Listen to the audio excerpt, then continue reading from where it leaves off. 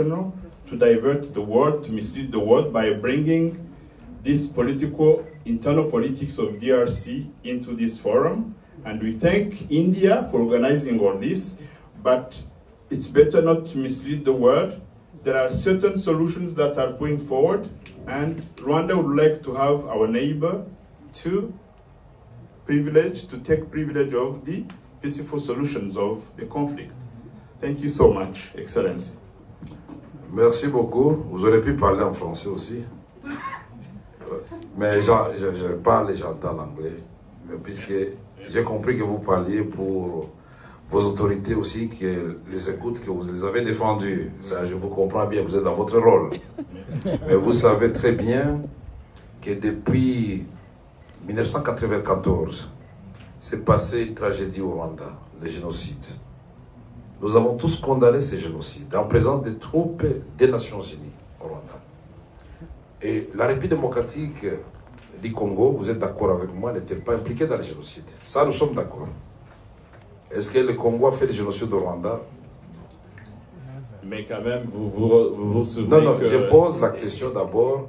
Se souvenir, c'est autre chose. Je dis, est-ce qu'au déclenchement du génocide, la République démocratique du Congo était au Rwanda? C'est non. Et c'est au contraire... La force congolaise n'a pas été aux côtés des génocidaires avant? Non, vous savez que quand vous parlez... Madame, s'il vous plaît. Vous savez que quand vous parliez, je vous laisse... Non, please. C'est très intéressant, madame. Vous avez peur de quoi? La vérité est claire, pas comme l'eau des roches. Tout le monde sait très bien que le Congo est victime de sa politique de l'hospitalité. Quand on a tué les gens au Rwanda,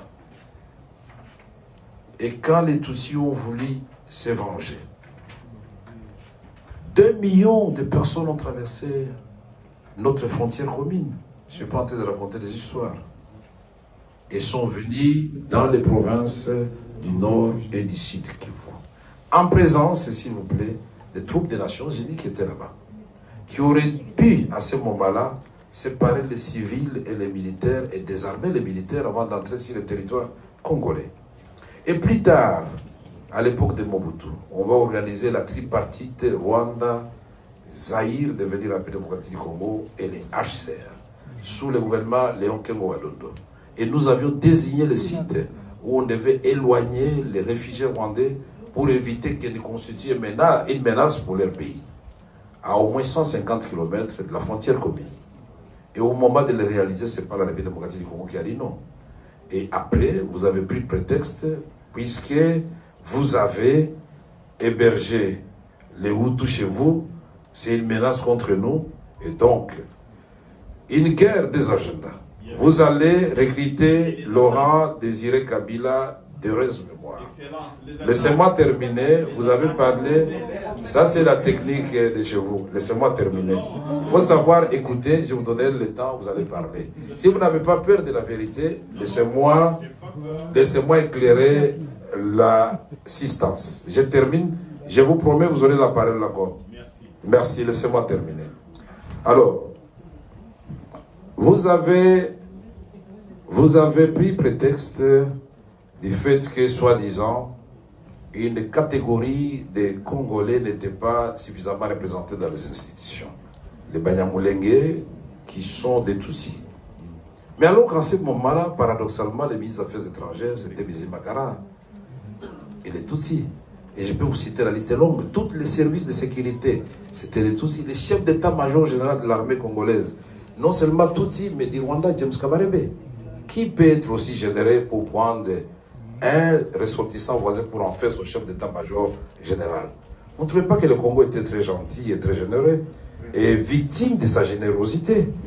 Et en 1998, le 27 juillet 1998, quand Laurent Désiré Kabila, lassé, la population lassée par des violations à répétition des droits de l'homme, des soldats rwandais qui avaient accompagné les forces de libération, il devait faire un choix.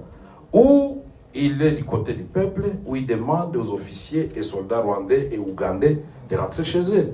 Le 27 juillet 1998, il a fait le choix du Congo.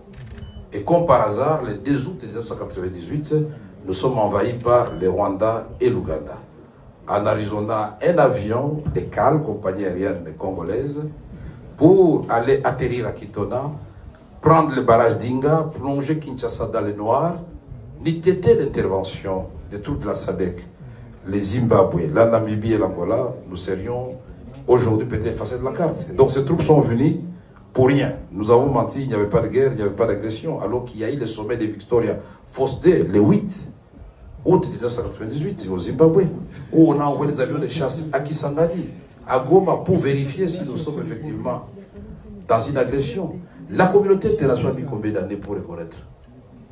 Il y a eu la résolution 1234 du Conseil de sécurité, il y a la résolution 15300. Quand vous, les Rwandais et l'Ouganda, vous êtes battus dans la ville de Kisangani, en tuant des jeunes, des femmes, en les jetant dans les rivières, là aussi c'était pour sécuriser les Rwandais? Non, c'était les minéraux du Congo, de l'or, de la province orientale. Et donc, je peux vous faire un développement pour vous démontrer que, mon cher, vaut mieux que nous vivions en bonne entente en tant que voisins. Et pour vivre en bonne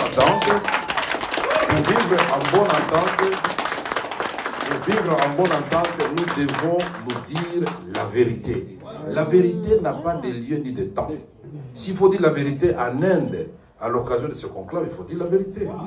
Et vous voyez que des chocs des idées va jaillir la lumière. Je pense qu'en partant, vous aurez un message pour vos autorités pour dire que les Congolais veulent la paix.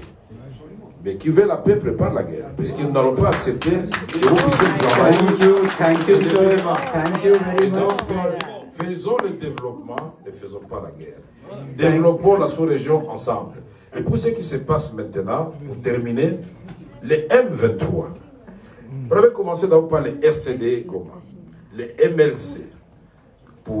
Et l'Ouganda soutenait les MLC, les Rwandais soutenaient les RCD, c'est évident. Parce que nous avons eu l'accord de Sun City le 17 novembre 2002, devant tous les chefs d'État africains et la communauté internationale européenne. On a signé un accord qui nous a donné, dit laissez là-bas. Laissez-les, Bouchiri. Mais pourquoi vous êtes Bouchiri? Vous êtes agité pourquoi? Laissez, nous sommes dans le cadre de vigilant de la vérité. Vous avez peur de quoi? La vérité de notre côté, il ne faut pas avoir peur. Vous m'étonnez parfois. C'est l'occasion que le monde entier sache ce qui se passe à l'est de la République démocratique du Congo. J'ai dit, ce groupe que vous avez supporté, portait le nom de RCD et MLC. Et par la suite, comme une génération spontanée, ont donné naissance au CNDP, au SNDKML, au SND national. Et puis finalement, le CNDP mis en déroute par la brigade internationale devient, après les élections de 2011, le M23. Et on arrête Bosco Ntaganda, Nkunda Fui, il est où? Il est au Rwanda. Et tout ça, donc, c'est des mensonges. Et finalement, après les élections de 2018, l'élection de Félix Tshisekedi, après 2 ans, on apprend que non, le M23 n'était pas totalement mort. Il vient de renaître de l'Ouganda et du Rwanda. C'est une rébellion congolaise. Et donc, le M23 est là, vous le reconnaissez. Alors, je voudrais terminer en disant ceci. En vous regardant dans les yeux, mon frère et cher voisin. 1. Ce n'est pas Félix Tshisekedi ni les Congolais qui avaient dit que le Rwanda était en République démocratique du Congo. Le premier. C'est le rapport des experts des Nations Unies qui a certifié de la présence des troupes rwandaises. 2. Le monde entier vous conseille de vous retirer de la République démocratique du Congo réellement. Et nous allons, retirez-vous. Et moi, j'ai fait. Moi qui vous parle, j'ai suivi que le manager de Mahindra vous avait dit que je suis un faiseur de paix. Effectivement, au mois de septembre, j'ai terminé le 27 septembre 2022, j'ai fait la tournée de toutes les zones de guerre de la République démocratique du Congo, y compris Bunagana, Rutshuru et partout là-bas. Et nous vous avons proposé un plan de paix et non un plan de guerre. Et si vous ne voulez pas reconnaître que vous nous avez agressés, si vous avez pas agressé, donc le diagnostic, s'il est déjà biaisé dès le départ, on ne trouvera pas la thérapeutique. Soyons panafricanistes, comme vous l'avez dit, l'Afrique doit aimer l'Afrique. Le Rwanda, géographiquement, Et sur le plan historique, personne ne va le déplacer. La République démocratique du Congo, géographiquement, demeurera jusqu'à la fin des temps le voisin du Rwanda. Alors, d'après vous, quel est le modèle qui peut nous inspirer? C'est le modèle de la France et de l'Allemagne. Ils se sont fait la guerre pendant longtemps. Aujourd'hui, ils sont devenus des complices dans le cadre de l'Union européenne. Vous ne voulez pas ça, vous continuez à dire que vous n'êtes pas chez nous. Mais comment vous allez, attention, à force de nous faire la guerre, regardez-moi s'il vous plaît mon frère, à force de nous faire la guerre, vous êtes en train de nous apprendre l'art de la guerre. Et cet éléphant qu'on appelle la République démocratique du Congo, aujourd'hui, aux jambes un peu brisées, il va s'élever, il va marcher. Mais il ne va pas marcher sur vous. Il va tirer tous les deux voisins vers le développement, vers les rendez-vous avec l'espérance. Parce que notre vocation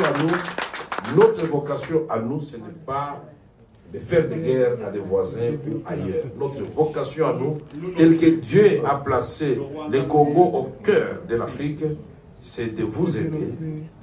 Là où vous êtes défaillant sur le plan des ressources naturelles, à vous amener dans le cadre d'une coopération mutuellement avantageuse, à vous sentir à l'aise. Votre semblant d'épanouissement